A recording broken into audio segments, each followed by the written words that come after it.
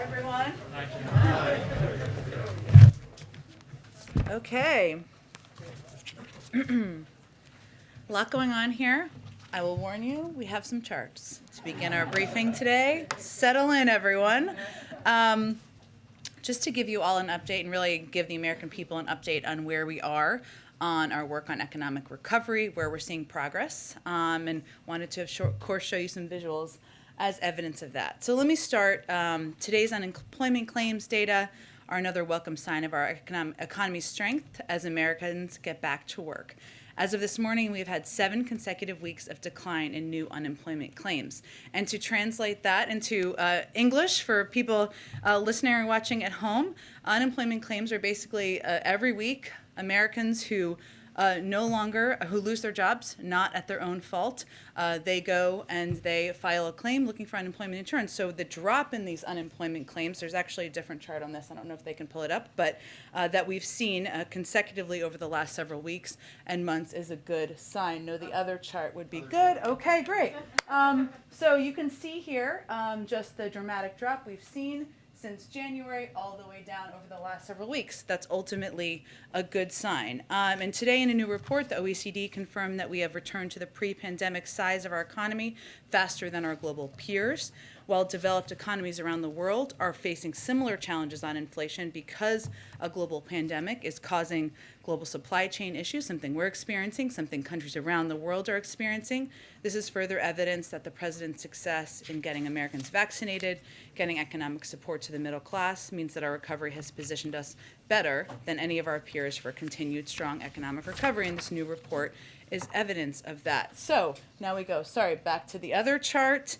As we said before, we are also coming out, given we're coming out of an unprecedented economic shutdown as a result of the pandemic, we know that small increases in price can impact a family's budget. And what we're working to do now is both to address any issues that are slowing down the transfer of goods moving around. It's basically the supply chain is basically as goods are moving around the world. So we're working to address those disruptions, make sure goods are getting to shelves faster and easing price pressure. And there's a lot of good data out there. New data shows we're moving more goods than ever before. Ports are moving these goods more quickly, and large retail stores like Walmart, Target, Best Buy, and TJ Maxx are fully stocked. You've seen CEOs put out statements over the last several days confirming that. And Americans should feel good about the progress that's being made in addressing these disruptions and also ensuring that shelves are stocked at these big retail stores around the country. So, and this gives you kind of some examples of where we've made progress. So if you look at this, this is where we've seen, we've talked a lot about the ports of Los Angeles and Long Beach, where about 40% of volume comes in. And we've seen an increase in goods that are coming over there year to date compared to the previous peak. This means, and a lot of economists have talked about this, that more goods, because people are not spending their money as much on going to restaurants and doing things that that American families normally do. They're buying a lot of goods. People are buying televisions. They're buying things online. This is happening around the world. And there's a 16% increase. That's why. We've also seen, because of the President's Port Action Plan, some progress that we've made. One of the issues, as you all know, especially folks who work in television, you've seen containers out there that were held for some time. We've made progress on that. A 32% increase in the long-dwelling containers. So that's a good step forward. That means more goods are moving. Good positive step. I'd also note, and we see this in the retail sales data and information that's put out there, that retail sales are up from September 30th of 2020. Again, further evidence that people are buying more stuff, as we've talked about. And then the last piece I just wanted to point out here, and this is evidenced by, as I talk about these CEOs who have put out statements saying their shelves are stocked, that on-the-shelf availability is now at 90% as of the 14th of November, so just a couple of days ago. Last piece I just wanted to note here, and I know Chris mentioned this yesterday, but since we're talking about all the different impacts on people's costs and how the American people are navigating this, yesterday the president wrote a letter to FTC Chair Alina Khan, calling her to her attention the mounting evidence of anti-consumer behavior by oil and gas companies. As the president noted in his letter, prices at the pump have continued to rise, even as refined fuel costs go down and industry profits go up. Obviously, that's not the right correlation. Usually, prices at the pump correspond to movements in the price of unfinished gasoline, which is the main ingredient in the gas people buy at stations. But in the last month, the price of unfinished gasoline is down more than 5%, while gas prices at the pump are up 3% in that same period. And that is not what obviously that trajectory should look like. And this unexplained gap between the price of unfinished gasoline and the average price at the pump is well above the pre-pandemic average. It's not what we look to comparatively for years pre-pandemic. If the gap between the refined fuel costs and pump prices were at typical pre-pandemic levels, then Americans would be paying nearly 25 cents less per gallon. So clearly that's not how it should be working. That's why the president sent the letter, and this is clearly a place where he's, of course, asking the FTC to look into this. I'd also note, one of the last things I promised, just lots going on, we're also hosting a meeting of governors and federal and state officials on the front lines of helping families address home heating costs this winter. That's something that, especially in the Northeast, colder parts of the country, other parts where energy costs have been higher, has been of concern and an issue. The focus of the meeting will be on deploying unprecedented resources provided by the American Rescue Plan, including more than doubling funding for low-income home energy assistance programs, LIHEAP, as many call it, although we hate acronyms around here, as well as emergency rental assistance that can be used for utility bills. There are a lot of states and governors who've already done this with their state and local funds, but this is something that we are going to play an aggressive role in working with governors to help implement, to make sure that lower income families around the country are able to afford their heating this winter, and we're also working with utility companies to help address that as well. I have a couple other things, but I'm going to stop there because I just want to get to your questions. Go ahead. Okay, thank you. The president just now, to Peter's question about the upcoming Beijing Games, said that when Peter asked if diplomatic boycott was under consideration, he said it was indeed something we're considering. Could you just explain what a diplomatic boycott would mean? I'm assuming that doesn't mean athletes. It means something narrower. And then secondly, coming so soon after the meetings with President Xi, what does that say about the meetings this last week? Were they not constructive, that the president would be considering this big move? Sure. Well, let me take the second question first. It doesn't say anything about the meeting. They didn't talk about the Olympics during the meeting. It wasn't a topic that was discussed during the meeting. I would note that we've said from the beginning of this administration, as it relates to how we engage with China, that we see it through the prism of competition, not conflict. That is our objective, that the president is going to raise issues where he has concern, and he's going to look for areas to work together. And his lengthy 3.5-hour meeting the other night was certainly a reflection of that. Both areas where we could work together and areas where we have concern were raised, as you all know from the readouts following the meeting. But, there are areas that we do have concerns. Human rights abuses, you've seen not just in words we've used, but certainly in actions we've taken at the G7 and other sanctions, that we have serious concerns about the human rights abuses we've seen in Xinjiang. And certainly there are a range of factors as we look at what our presence would be. So I don't have any other update for you, Amr. I certainly understand the interest, but I want to leave the president the space to make decisions. Is it possible that you could just at least broadly, because I'm sure a lot of Americans that are interested in the upcoming games and a lot of athletes want to know what that could potentially mean, what diplomatic boycott entails? I certainly understand that. I just don't have an update on where what our presence will be. And then, does the White House have any reaction to Oklahoma forming National Guard members there? It doesn't need to abide by Pentagon vaccine rules? Sure. Well, First, Amr, of course, the Department of Defense is the appropriate place, but let me, since you asked me the question, what we're talking about here and why there are requirements in place for members of our nation's military, including National Guard, is we need to ensure that we are really ready no matter what to protect the United States. And as Secretary Austin has conveyed, a vaccinated force is a more ready force. And that is one of the reasons he has been so, has led on this effort to implement this requirement of vaccinating the total force, including the National Guard. So in accordance with that, we've been encouraging all states to continue to offer the vaccine, inform their members that it is a federal requirement. And we believe, continue to believe, that no leader should be getting in the way of any action that will ensure or prevent or hinder operational readiness for our military, which is something certainly the Secretary of Defense has conveyed.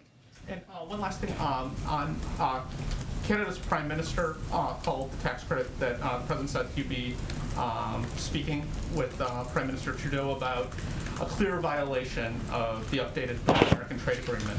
Does the White House have any response to that? We don't view it that way. I think it's safe to say. I would say that in our view, Amr, the electric vehicle tax credits is an opportunity to help consumers in this country. It's not the first time that there have been incentives and tax credits to help consumers, lower prices for consumers, help incentivize a move towards a clean energy industry, something that is good for our climate. Certainly, yes, good for businesses here in the United States, something that will help create good-paying union jobs in an industry that's already starting to head that way, but it's something where consumers would benefit.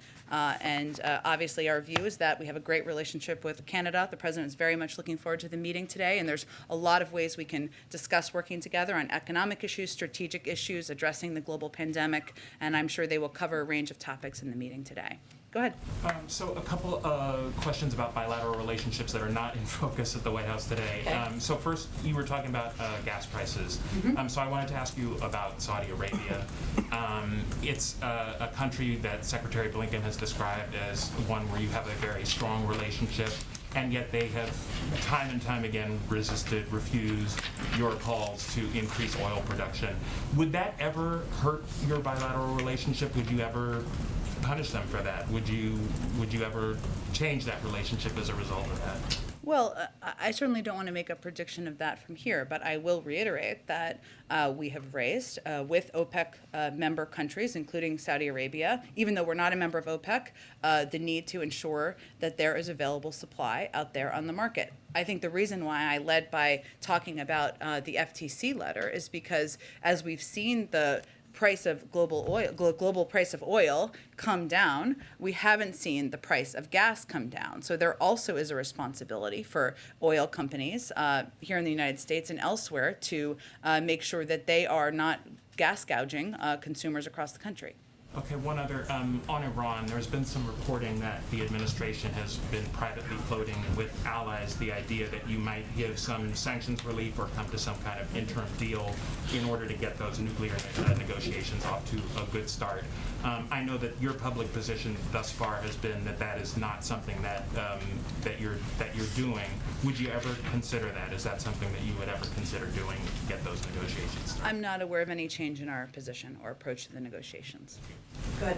Thanks, Jen. Whose decision was it to break with tradition and not hold a formal press conference after the trilateral summit today? Was that something requested by the Canadians or the Mexicans, and why? Well, I would say first, I don't think it's as scandalous as that in terms of the backstory. Just to preface, there hasn't been a North American Leaders Summit since 2016. So when we're talking about precedent, just to be clear, we're talking about prior to that. The president very much, of course, was looking forward to hosting Prime Minister Trudeau and President Obrador at the White House today. I would note that in the last 3 weeks, the president has hosted 2 press conferences, 3 if you count the one after he announced the signing of the bipartisan infrastructure bill, where he took a number of questions.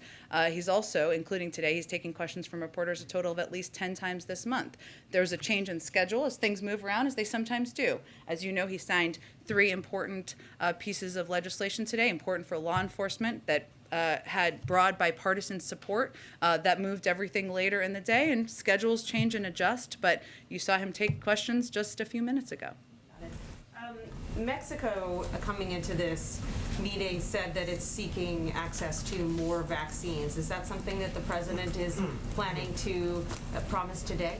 Well, I know part of the preview that we did last night, they talked about how, and certainly we'll do a written readout once these meetings conclude that will be more detailed, but how obviously COVID and addressing the COVID pandemic will be a part of the discussion. Now, a big part of that coming into the meeting from our perspective was the fact that we had lent or provided vaccine supply to Mexico and Canada, and we wanted to talk to them about providing that supply broadly into the region, something that would obviously be up to public health officials. In terms of what they may request, I can't speak to that, but certainly we're going to continue to play a role in addressing the global pandemic. And then very quickly back to the question about the Chinese Olympics. Is there a timeline for when the White House would decide about a diplomatic boycott? Is it weeks? Is it months? Would you make a decision closer to the actual date of the Olympics? I certainly understand the question. I just want to give the national security team and the president space to make the decision, so I can't give you a prediction of a timeline. Go ahead. Thank you, Jen. Grim milestone this week. More than 100,000 people died of drug overdoses in the last year. Experts say a lot of that is driven by fentanyl, which is coming across the southern border in record amounts. So why isn't the administration doing more to stop the drugs from coming in? Well, first I would say that the president is meeting with the president of Mexico today, as you know, and that we work with Mexico every day to disrupt transnational criminal organizations, which are responsible, as you know, for the majority of fentanyl, heroin, and methamphetamine entering the United States, as well as spreading violence and insecurity in Mexico. So during the summit today, we certainly expect that discussing this topic, our joint goals to combat transnational crime and terrorism, the movement of these type of drugs across the border would be part of the discussion. And when it concludes, we'll provide a readout. Okay, and then following up on the meeting with President Xi, American intel agencies have told the president they cannot crack the origins of COVID without China's help. President Biden had a chance to ask for China's help. Why didn't he?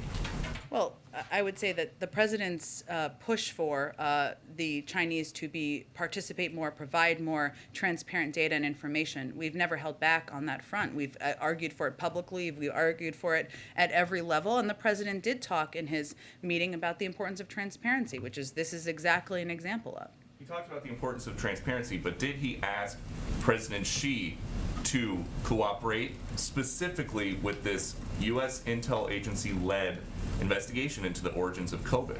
Peter, it's clear that that's what we want. That's what we've been pressing on. I don't have any more to read out for you from the meeting. You're saying that it's clear. Is it clear to somebody who has a Zoom meeting with the president that that's what he means if that's not what he says? I think the president has spoken publicly on this a number of times. Our national security officials have conveyed very clearly, I don't think it's a secret. That's what we want. That's what we've been pressing for. And then just the final one on that. Are they old friends or not? Because the president has claimed that they're not. You claimed that they're not. But then President Xi said that they are. The president didn't say that. The president considers him someone he has known for some time, someone he can have candid relationships with. I can't speak for how the Chinese categorize or describe people they know in the world. I can only describe how the president views the relationship. Go ahead. Jen, is Mexico doing enough to stem the flow of migrants into the U.S.? And I asked that question amid new numbers that show in the last year, I think it was 1.7 million individuals who were detained at the border trying to cross illegally. This is definitely going to be, as you know, Peter, but just to reiterate, a part of the discussion today. Every country in the Western Hemisphere has, of course, been impacted in some ways by migration events in recent years. A lot of people, Mexico has been as well. That's my point there. And leaders in the region have a shared interest in humane migration management. We, of course, our views, we have to address these issues together. So this is certainly an opportunity today to have a further discussion about it, about what more can be done. And certainly more can be done and should be done. Yesterday, during a preview call in advance of this, a senior administration official said there is not a real focus this time around on our borders. For those who are concerned about the situation at the border, why isn't that a real focus of today's conversation? Well, I think they also did talk about, though, how the root causes of migration, including people who are coming from the south of Mexico, or this is how I read the backgrounder, was going to be a part of the discussion. And I can assure you or others who may have confusion about that migration, addressing the root causes, ensuring we're doing it in a humane way, but reducing the number of people who are coming to the border will be part of the discussion. Let me ask one last question. I'm not sure if the White House has a position on this, but I ask because it's gained a lot of attention in the U.S. among individuals and frankly around the world. There's a tennis star from China, Peng Shuai, who has been missing, it seems, for a matter of days, if not weeks. Her social profile now comes up with nothing. Does the White House have concerns, have any comment, any position on that situation, given she's such a high-profile individual who spent a lot of time playing tennis, frankly, in the United States? Yeah, we have, of course, seen the reports. We unfortunately just don't have any additional information on it or additional comment. Go ahead. Thanks. I know you might not be able to give a concrete update on the idea of a diplomatic boycott, but two senators, Senator Todd Young and Tim Kaine, told our Hill reporter, Ali Pokornin, that their understanding is the administration does support this idea of a diplomatic boycott. So can you at least tell us if the president has been talking to senators about this? I mean, the president was just asked about this and gave an answer. Of course, we're in regular touch at a range of levels with members of Congress about a range of issues, including our relationship with China and including an issue like this, that there's been a lot of reporting and interest in. But beyond that, I don't have an update, given he just answered the question himself. And then sort of following up on the question about the electric car tax credits, but kind of more broadly, maybe you can talk to whether there's been any concern from the White House heading into these meetings today, whether the president's big push to make things in America and buy American in the long term could be right now making it harder to get Mexico and Canada on board to help with some of the supply chain issues. Well, our view is that we have a lot we can work with, a lot of work we can do, I should say, with the Canadians on addressing supply chain issues, something that's in our mutual interest, and there's mutual benefit in doing that. We've done a lot of work on this end. We certainly know that the ability for goods to move effectively around, connecting infrastructure, making sure it's efficient, even at a time where the purchasing of goods is increased massively around the world, here, Canada, everywhere around the world. That's in our mutual interest. I would say, just to go back to what I said in response to Amar's question, I mean, the electric vehicles component of the package is something the president is personally very excited about, because he believes it's an industry of the future, an industry that can help create good paying union jobs, and it will help consumers, it will help incentivize the purchasing of electric vehicles and the driving of electric vehicles, something that's good for our climate. But all diplomatic relationships have areas where there might be tough topics to discuss, where people have concerns they raise. That's the purpose of these in-person meetings. It doesn't sound like he's interested in negotiating on that one and maybe letting there be a Canadian sort of carve out for tax credits for Canadian. As he said, they're going to discuss it, and we'll see what they discuss, and we'll give you guys a readout. But I think in response to Amar's question, I was just answering how we view it, and of course reiterating the president's excitement about this component of his package. Go ahead. Thanks, Jen. While he's meeting with the Mexican president today, do you expect them to come to an agreement on returning to the Trump-era Remain in Mexico policy? I don't believe that's intended to be a big topic at this meeting. Okay, so you don't think they'll come to an agreement on that today? I think it was previewed as not a major topic of discussion, so I wouldn't anticipate that. Okay, and the House could vote as soon as tonight to advance the Build Back Better bill for the president. He has touted this, of course, as he did yesterday in Michigan, as a big boost for the middle class. Is he comfortable where the current provisions stand for these state and local tax deductions, given it would be a pretty significant tax break for the wealthy? Well, let me start by first, obviously wasn't what he proposed in his initial package, as you know, but just to come back to that. The president also, though, it's been conveyed to him by leaders in the House and Senate that this needs to be included in order for this legislation to move forward. And he certainly understands that and takes these legislators who've been doing this a long time very effectively at their word. But even as we look at the content of it, it's a long-term sustainable reform, in our view, that doesn't add at all to the deficit over the decade. And over that period, it will mean that millionaires and billionaires actually pay more than they would otherwise. It would raise the cap to $72,500, fully paying for itself across the decade. It's a sustainable solution in our view. That means those with lower incomes would be able to fully write off their state and local taxes. So it is a component that wasn't initially proposed. This is a part of compromise. It's not something that would add to the deficit as it is concluded in the package, and certainly we're comfortable with it moving forward. You are comfortable with it moving forward? Again, this is not what we proposed, but this is compromise. It's in the package. I just wanted to give you a sense of where it stood. Does the president support the Senate adding an income threshold to that? I'm not going to parse different components that are being discussed as we're working to finalize it. The president, again, this is a part of the bill that that has been proposed that is important to key members, as you all know. That's why it's in the package. The president's excitement about this is not about the SALT deduction. It's about the other key components of the package, and that's why we're continuing to press for it to move forward. Go ahead. Thanks so much. In regards to the supply chains, I wanted to ask how serious is the administration considering the option of nearshoring, creating incentives to encourage some manufacturing to move from China to Mexico, for example. So far, the focus has been on, as she was saying earlier, Buy American policies. Is nearshoring one of the things the administration is taking seriously? I'd have to talk to our economic team of whether that is one of the top areas or top policies they're looking at. As you know, we're looking at a range of ways we can continue to build on the progress that, in our view, we've made already to date. That includes making sure we're implementing, as it relates to the infrastructure bill, the ports piece on the early end of that, because we know that's a key component of making sure goods are moving effectively around the country. But I will ask them if that's something that is under consideration. On another, could you respond to Senator Rubio's decision to place a hold on Biden's nominee for the ambassador to China? Obviously a key position. Rubio's concerns are that Nicholas Burns has some business relationships in China. Well, I would first say that anyone who knows Nick Burns' background knows that he is eminently qualified for this position. He's somebody who could effectively do the job from the first day he is serving in it, and he is somebody also. This is a country where we vitally need an ambassador at a time where we have a lot of business engagement and follow-up work to be done. So we are certainly eager to see his nomination move forward. Go ahead. Can I ask you, forgive me for an update on Fed timing? Is it still? You don't have to apologize. It's okay. It's an important topic. The Canadians are in the building. I have to apologize. Yeah. Oh, wow. Sick burn. You as one. Built into the DNA. Yes, built into the DNA.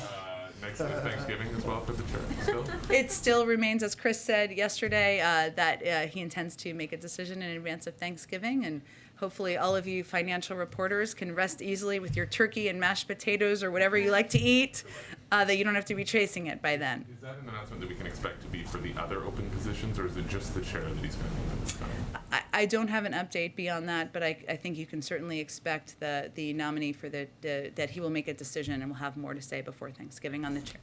On the SPR, you discussed with President Xi the notion of jointly releasing reserves. Can you say whether you've had discussions with other countries about whether the U.S. would consider a joint release of oil reserves? So the president, we have national security members of the national security team, I should say, have discussed with a range of countries, including China, as was noted in the readout, the need to meet the supply demands out there over the longer term as well. I don't have an update. I know you weren't exactly asking about China, but about that. But that is an ongoing conversation and one we're having with a number of partners. Can you list any of those countries? I don't have additional details. I will see if there's more we can provide. Not in a quiz way, but Right. Whatever you say a country and I'll wink or not. I don't know. And finally, reconciliation, debt limit. Schumer and McConnell are meeting on that today. Does the White House think reconciliation is the best path forward, or do you prefer another path on raising the debt limit after Secretary Yellen's timing that she provided earlier this week? Yes, and for others who didn't see it or may not watch it as closely, Secretary Yellen put another update letter out there giving kind of a rough timeline of around December 15th of when we would have more questions about whether we could pay our bills at that point. Our view is that it has been done 81 times, if I'm getting my math correctly, through regular order. We saw that happen a few weeks ago. That is certainly our preferred path. We think there's no reason to fool around with the faith and credit of the United States, and that's certainly what we're going to continue to press forward on. Go ahead. Back on EV tax credits, it's not just the Canadians that are upset. Tesla is upset. Toyota is upset because the bill, as it's written in the House, would give a leg up to the companies that happen to have contracts with the UAW. How committed is the president to keeping that provision in the bill? The president is pretty committed to the bill providing good-paying union jobs. President seemed to say this morning, I think I heard him say, that he would take questions after he meets with the leaders today. Do you know more what we can expect in that regard? Well, he just took questions a little bit ago, so we'll see what the end of today looks like, and if the president wants to take questions, that's certainly his right to take questions. Should we expect a press conference tonight or tomorrow? I would not expect, no, but you can take questions, you can ask questions in any format, right? I don't think you need a formal embroidered chair for it, I don't think. We would like a press conference. Okay, go ahead. Thanks, Jen. On immigration, several Democratic lawmakers, outside groups, administration officials have told us they don't think that the administration has a cohesive immigration policy, and that's contributed to the higher numbers, the record numbers that we're seeing at the border. Do you think the administration has a cohesive immigration policy, and how would you characterize it? We do. We have a bill that the president proposed and put forward on his first day in office. We believe there not only needs to be a more fair system, a humane system, but we believe there needs to be a more effective asylum processing. We believe there needs to be smarter border security investment, and we believe that there needs to be more done to address the root causes. That is all a part of the president's proposed legislation, and we are eager to work with anyone in the House or Senate, Democrat or Republican, who wants to work with us on moving forward on long overdue immigration reform. In the meantime, the legislation is stalled in Congress. In the meantime, do you think there's a cohesive strategy that the White House is implementing based on just executive actions and what you guys do at the border in trying to control the numbers? Well, again, I would note that those who may be critical could be a part of the solution in working together to address what we know is a often cyclical challenge of people coming, larger numbers of people coming to the border. Yes, increases more recently, but we've seen it in the past as well. And as we see challenges in processing at the border, that is not going to be solved with a short-term solution. We need a longer-term solution. So I would note that we have seen progress as we look at numbers over the course of time, month by month, but we need a longer-term legislation, comprehensive reform put in place, and we welcome the interest of anyone to work with us on that. Plan to attend the World Economic Forum in Davos? I don't have any travel or anything to preview for early next year. It now feels like it's coming soon, even though I long felt like it was long ago. So no plans to preview, but if there's anything more, we're happy to update you all on that. Go ahead. Hi, Jen. What is the president's reaction to the DHS Inspector General's decision not to investigate the horseback patrol incident in Del Rio? There's still an inquiry by the Office of Professional Responsibility, but there's not an announced timeline for its completion. The president in September said there would be consequences. Secretary Mayorkas said an investigation would turn around in a week. Were the president and secretary too hasty in those remarks? I know the secretary spoke to this, I think, yesterday, and I would just point you to his comments. I don't have an additional comment from here. Go ahead. Hi, Jonathan, you're in a different spot. I I'm know. adjusting. Different viewpoint. Thank you. Two questions for you. Does the White House have any reaction to today? The governor of Oklahoma called off the execution of a death row inmate, a Julius Jones, just hours before he was to be killed. It's a case that attracted a lot of attention from activists, students in the state. Mr. Jones instead will be given, he was sent to life imprisonment without the possibility of parole. Well, the president has made clear over time that he has grave concerns about whether capital punishment, as currently implemented, is consistent with the values that are fundamental to our sense of justice and fairness. And certainly, as looking at a case like this, you reflect, and I think he and we all reflected on his point of view or his view and his policy position in that regard. And I'd note, for us on a federal level, the Attorney General has halted executions at the federal level. We are in the process of conducting an important review of the federal death penalty, and the president believes that is an important step forward. But this, as you know, was a state level sentence. The action needed to be taken on the state level, and so there wasn't a real role that the federal government could officially play in that regard. But certainly the president's grave concerns about the death penalty and the implementation of that are, I think were reflected in how he viewed this case. Okay. And another matter, just picking up the thread on ambassadors. Yeah. There's some growing calls among some Democrats for Senate Majority Leader Schumer to do things, quote, the hard way, and perhaps keep the Senate in nights, weekends, whatever it might be, to get some of these these ambassador nominees confirmed. Does the White House endorse that position? What more do you guys want to see about getting more ambassadors put in place, so very few have been to this point? Well, one thing that could happen, if, just to go kind of full nerd Senate process here, is that a lot of these nominees, as you've seen not everyone, but many of these nominees, ambassadorial nominees, eminently qualified nominees, end up passing with a vast majority vote. I mean, Democrats and Republicans. And they could just be voted through or passed through unanimous consent. You don't need to use all the hours on the floor, right, to have the process proceed where there's hours of debate. There have been delays and holds, as you know, from a variety of individuals. Senator Cruz is one of them. So that has been a challenge as well. But certainly we believe that it is far past time to move forward with these nominees, that we are hindered by not having people and ambassadors in places around the world at a time. And I think if you haven't all seen the statement by former Secretary Gates, he had a pretty strong, compelling statement out there about the importance of moving forward with some of these nominees. We're at almost December in the administration. So I would just say that's how we broadly view it. But it is true also that Leader Schumer is trying to move forward quite a bit on the legislative agenda. He has effectively and efficiently done that to date. And one of the challenges here, the big challenge that I don't think should be undervalued or underreported, is the insistence on lengthy processes that is really not necessary in every case. Go ahead. Some states have already expanded booster shot eligibility to all adults. Does the White House believe that should be done nationwide? Does the president think that all adults should be getting their booster shots now? Well, there's a process that is underway, as you know, and we've said from back several months ago that once the FDA and the CDC approved boosters for individuals over a certain age, or once it goes through the process to approve it, we'd be ready with the supply, and we'll be ready with the supply. But science first, data first, so we'll wait for the process to proceed. I'm concerned about the rising numbers going into the holiday season, into the winter. We're seeing numbers tick off across the country right now. What are the White House's plans to deal with that? Well, we're continuing to implement vaccination programs, of course, across the country. We have been encouraged by some of the numbers we've seen in terms of the uptick of people who are eligible, who are getting their booster shots. About 30 million Americans have done that to date. Obviously, more than that are eligible.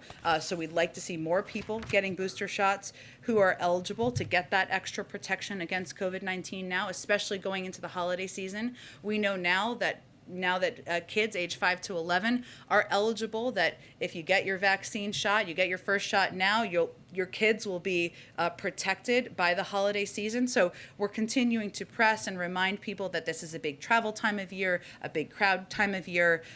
Winter, obviously, colder weather, more people inside, and we are upping our outreach to emphasize that. Go ahead, Karen. Thanks. Yesterday, Congress passed a bill to give the Congressional Medal of Honor to the 13 service members who were killed in the attack at the Kabul airport. Some of those families were critical at the time of the withdrawal and the president's efforts to honor their loved ones. Mm-hmm. When will he sign that legislation, and is this something where he would host something at the White House to award those medals to the families? Well, first let me say that the president doesn't look at the loss they had or the grief that these families endured through the political prism. And some of them were critical. They have every right to speak publicly about their points of view. That continues to be his viewpoint. In terms of the status of it, I just have to check with our legislative team on what that looks like. I'm happy to do that. Do a ceremony at the White House? Is it?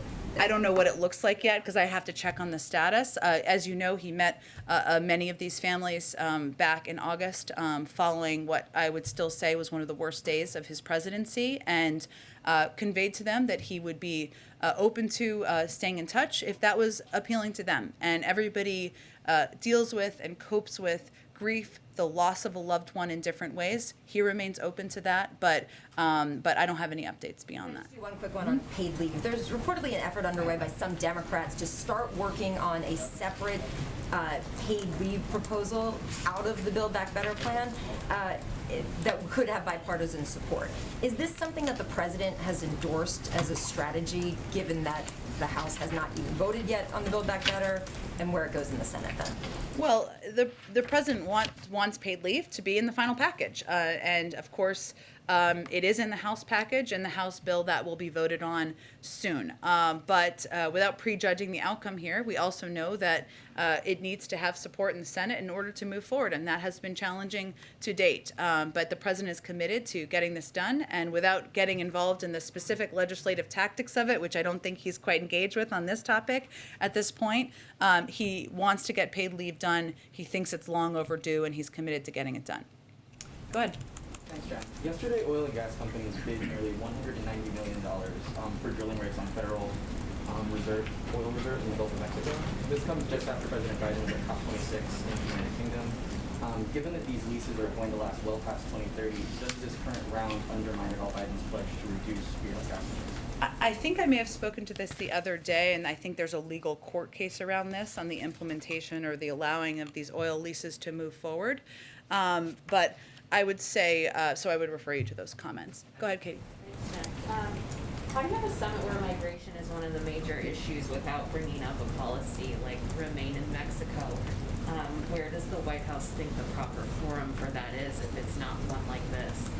Well, as you know, there's legal ramifications around this and legal discussions around this. So I think that's part of the reason it hasn't been intended to be a major focus of discussion, but certainly migration will be, as will every steps that can be taken to reduce the number of people who are coming to the border, coming from Central America through Mexico, and we believe we can do that in a cooperative manner. And one on Vice President Harris.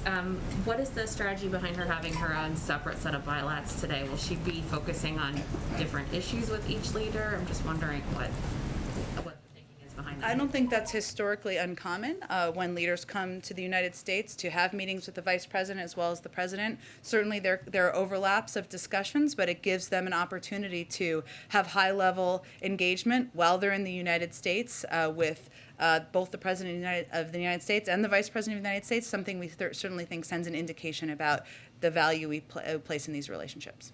Go ahead. Thank you, Jen. There's a growing sense among world leaders and others that on foreign policy, President Biden is markedly different from former President Trump on tone, but on substance, in some of the ways, it's very similar and not that different than Donald Trump's America First policy. So in light of today's bilats and trilats, I just wanted to give you a chance to respond. Like, what are their examples? So, for instance, the Canadian Chamber of Commerce told Politico today, President Biden has doubled down on some of Trump's policies and in other cases taken actions that are directly against Canada's interests. I think the two main areas would be trade and immigration, and then a little while earlier on the submarine kerfuffle with the French foreign minister said this is brutal, unilateral, and unpredictable decision reminds me a lot of what Mr. Trump used to do, and I can get you more examples.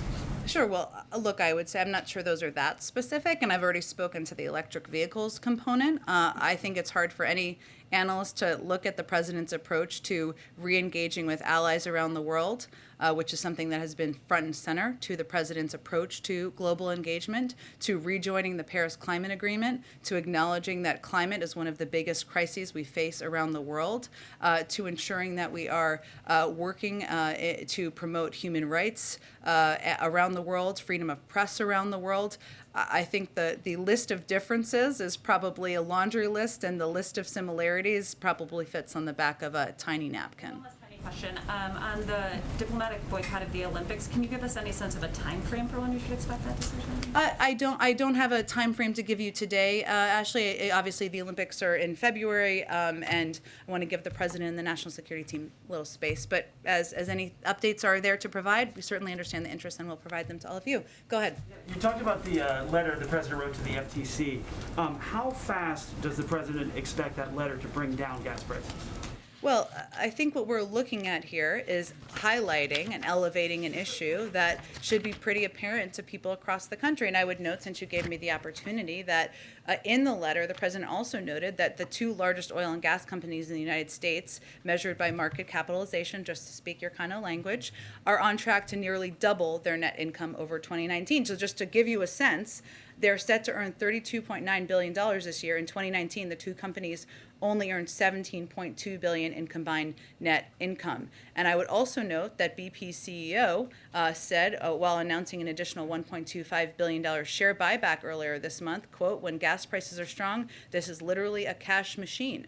So that's noted in the president's letter. This is a letter sent to the chair of the FTC. They are, of course, independent. They make independent choices. I would note that in a previous letter that was sent related to concerns we had about oil and gas mergers, they responded, obviously, and there have been reports out there, I would note a Reuters report out there that showed that this had an impact on oil and gas mergers. So I can't predict for you, I understand why you're asking, but given the independence of the FTC, I would point you to them. But certainly we see this discrepancy between the price that is coming down as it relates to oil and the price of gas is concerning. So any consideration to reversing some of the policies that have led to this, maybe reconsidering the Keystone Pipeline as the Prime Minister of Canada is here? Well, I think the problem with that argument is that the Keystone Pipeline isn't even really functioning. I mean, it was only partially built. It isn't even really functioning. So suggesting that changing that would lower the price of gas, I don't know that that makes substantive sense. Well, but the market looks out, and they look at where it will be in the future, and canceling the Keystone Pipeline, not allowing other pipelines to go forward, or challenging other pipelines might reduce or cause some concern in the market. Well, we look at every pipeline on an individual basis. The president made the decision when only about, I think, 8% of the pipeline had been built not to move forward as we looked at the environmental impacts and weighed them with the economic impacts. And the decision was certainly made. So there's a range of options on the table. I unfortunately don't have anything more to preview for you today, but certainly lowering the cost of gasoline, something that people around the world, as you know, are experiencing, not just here in the United States, is of utmost concern and a priority to the president. A Canadian day. Thank you, Jen. Two quick questions. The first one, I just want to follow up to the previous question. Trade protection policies are perceived as just as intransigent, this administration, as Trump's policies. How do you distinguish them? Give me more information. In what way? You're talking about the electric vehicles component? For instance, lumber also, the same attitude is adopted by this administration as by the previous one. On lumber, in which way? Are you talking about tariffs or what specific component? On tariff, and how difficult it is for Canadians to access the American market or favor the Americans. I understand that the president is fighting for good middle-class jobs, as I keep repeating, but it's good middle-class jobs on the other side of the border that are killed by this attitude. Well, I would again reiterate a little bit of what I've said before. One, they're going to have a discussion about all of these issues. And as you've seen, the Prime Minister Trudeau and his delegation, as you know from reporting on them, will certainly raise this and other issues in the meetings. And we'll do a readout of that, as I'm sure they will do a readout of that. But the President's view continues to be that ensuring that investing in the electric vehicle industry here in the United States, something that helps consumers by lowering the cost of electric vehicles, making them accessible by dramatically lowering the cost of purchasing an electric vehicle by I believe about $12,500, makes it accessible to people in this country. That's also good for our climate, something we very much agree with Canadian leaders on, and the need to take steps on here in the United States as one of the world's biggest emitters. So that's a part of the discussion too. So I would say, again, that I think there are far more differences across the board, and I think probably people from the former president's team would probably agree with this as well, and their approach to foreign policy. Then there are similarities, but this is an area where the president believes good paying union jobs is important to our market here, but also that investing in a clean energy industry that will help create jobs in the future is imperative. But lots of work we can do with the Canadians. And it's been a month now that 16 Americans and 1 Canadian were kidnapped in Haiti. What is the administration has been doing? What has the administration been doing? Well, we have a significant presence on the ground, including with law enforcement officials from the FBI and others who are working constantly to bring these individuals home. I wish I had an update for you today. I know everybody's seeking an update, but unfortunately there's nothing I have to report at this moment. Go ahead in the back. So Russia said that recent conversation between National Security Advisor Sullivan and his Russian counterpart Patrushev was part of preparation for next contact between Presidents Biden and Putin. So are you planning such a meeting or phone call, and are you satisfied with the results of the Geneva summit, given the current situation around the tensions around Ukraine and the situation on the Polish-Belarusian border? Well, as you noted, we have held discussions with Russian officials about Ukraine and U.S.-Russia relations recently. And as we announced yesterday, the National Security Advisor spoke with the Secretary of the Russian Security Council about regional and global matters of concern. I don't have anything to preview for you in terms of an additional contact or call or anything like that with President Putin, but certainly after their summit earlier this summer, we agreed there would be continued levels of contact and engagement at a high level, and that has proceeded since that point in time. Is that right? I am not ruling out that the President of the United States will speak with the President of Russia at some point in the future. True. Go ahead.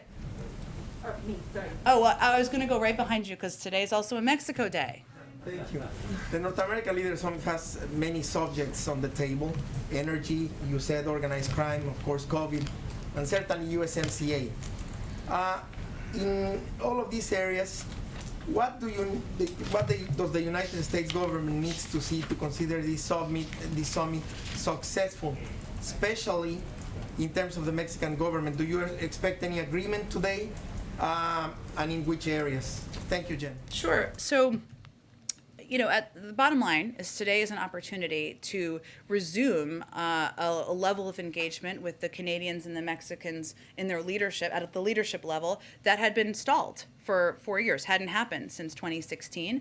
And it's an opportunity to build on discussions that these leaders were also a part of, whether it was the G20, COP26, in different capacities. So today is an opportunity for leader-to-leader engagement, have a discussion about a range of challenges we all face, whether it's improving vaccine distribution and pandemic preparedness, something that is certainly on the minds of all leaders, strengthening North American supply chains, enhancing competitiveness, concrete actions on reducing methane emissions, follow up to the COP26 summit, and developing a regional compact on migration and protection for the Americas. In terms of what will come out of here, we'll have, the meetings have a couple of more hours, so I'll let them proceed before I preview that, but certainly the President was looking forward to the opportunity to engage face-to-face, have discussions about these important, vital issues with these leaders. Shelby? Okay, and then we'll do Shelby, last one. Thanks. OSHA suspended its vaccine implementation and enforcement because of a court order. Given this update, is the administration still urging businesses to move forward with the president's vaccine and weekly testing rule? And are you still working off of that January 4th compliance deadline? We are. Let me be very clear. Our message to businesses right now is to move forward with measures that will make their workplaces safer and protect them, their workforces from COVID-19. That was our message after the first stay issued by the Fifth Circuit. That remains our message, and nothing has changed. I would note that recent polling, I think that just came out yesterday, showed that 60% of businesses are moving forward with measures that keep their workplaces safe. They're essentially implementing components or versions of these vaccine requirements because they know it's in the interest of their workforces, to protect their workforces, to make sure they can bring more people back to the workforce, and we certainly see that as a positive sign. So we are still heading towards the same timeline. The Department of Justice is vigorously defending the emergency temporary standard in court, and we are confident in OSHA's authority.